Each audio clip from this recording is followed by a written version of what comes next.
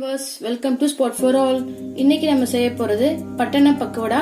அதுக்கு தேவையான பொருட்கள்: கடலை மாவு 3/4 கப், துண்டு இஞ்சி, கொஞ்சமா கருவேப்பிலை, கொஞ்சமா மல்லி, காரத்துக்கு ஏத்த மாதிரி பச்சை மிளகாய், வெங்காயம் 2, அரிசி மாவு 2 ஸ்பூன், சோடா உப்பு கொஞ்சம், உப்பு தேவையான அளவு, பெருங்காயம் 1/4 டீஸ்பூன், எண்ணெய் தேவையான அளவு.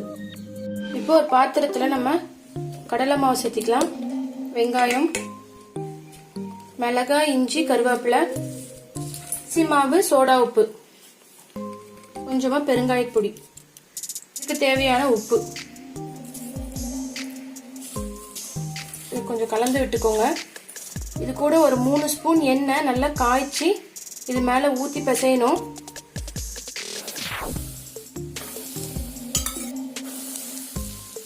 சூடா இருக்கும், கொஞ்சம் பார்த்து பிசையணும்.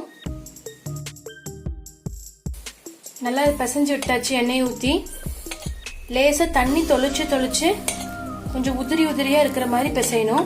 லேசா தண்ணி தொளிச்சுக்கலாம். இந்த மாதிரி பதத்துல தண்ணி தொளிச்சு பிசைஞ்சா போதும். இப்போ நம்ம கொஞ்சமா கொத்தமல்லி தழை சேர்த்திக்கலாம். இப்போ இதை சின்ன சின்ன பால்ஸா பிடிச்சி எண்ணெயில போட்டு பொரிச்செடுப்பாங்க. நான் இன்னைக்கு உதிரியா தான் போட போறேன்.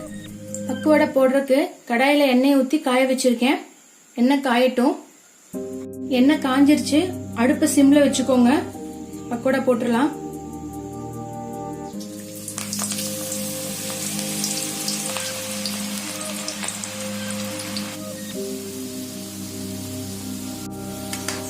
இந்த அளவுக்கு நல்லா கலர் சேஞ்ச் ஆகணும்னு எடுத்துடலாம்.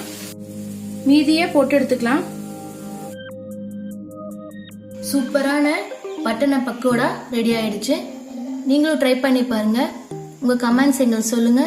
இந்த டிஷ் உங்களுக்கு பிடிச்சிருந்துச்சுன்னா சப்ஸ்கிரைப் பண்ணுங்க, லைக் பண்ணுங்க, பெல் பட்டனை தட்டி விட்டுங்க. Thank you viewers.